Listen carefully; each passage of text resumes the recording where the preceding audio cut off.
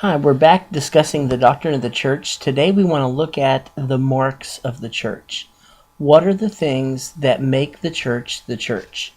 And these things are what constitute the real makeup of the church itself. Other than the people, it's what goes on inside the church that makes it what it is.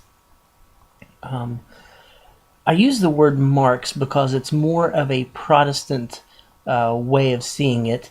If I were Catholic or Orthodox, I would call them the sacraments. That the church is the dispenser and the home of the sacraments. Now, a lot of Protestants use the word sacrament too, but it's not always used the same way that Roman Catholics or Eastern Orthodox do. So we want to look at the marks of the church or the sacraments of the church.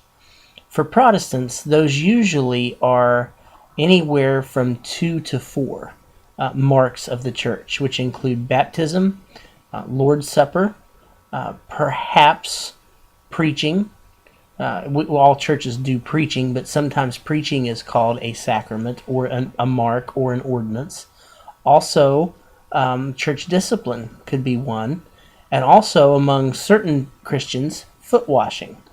So there are up to 5 Protestant sacraments, but not all churches use all 5.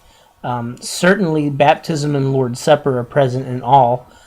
So is preaching, but preaching is not always included. Church discipline and foot washing are not among the marks of the church in all instances. But in this introductory video, which is going to be pretty short, I want to talk about sacraments. What is a sacrament? What is it and what does it do? The traditional definition of a sacrament is that it is a vehicle by which grace is received. It is a visible sign of an invisible grace, is the old Catholic definition for a sacrament. I don't like that definition. For the simple reason is that it presupposes the Augustinian model of grace, which holds that grace is an unmerited or undeserved gift, rather than an extension of God's personal presence. In other words, grace is a thing. It's something rather than someone. And any time that grace is depersonalized in such a way, whatever comes out of it is going to be depersonalized also. Not only is grace in this model something rather than someone, it is also automatic when done by the right person in the right way. This method of grace is called ex opere operato. Sacrament in the Roman Catholic Church can work apart from faith. In other words, a person who does not believe or who is not living a Christian life or who has wandered away can come in and take Mass and walk away just as the same recipient of grace as someone who prays faithfully and lives the life that is asked of them. Grace becomes automatic. It's an automatic dispense of grace to people because the right thing was done by the right person in the right way. It does not need to be mixed with faith. And that's where I part company with the traditional Roman Catholic sacramental system. In the Roman Catholic Church, there are 7 sacraments. The baptism, confirmation, communion or Eucharist, penance, marriage, ordination, and last rites or extreme unction.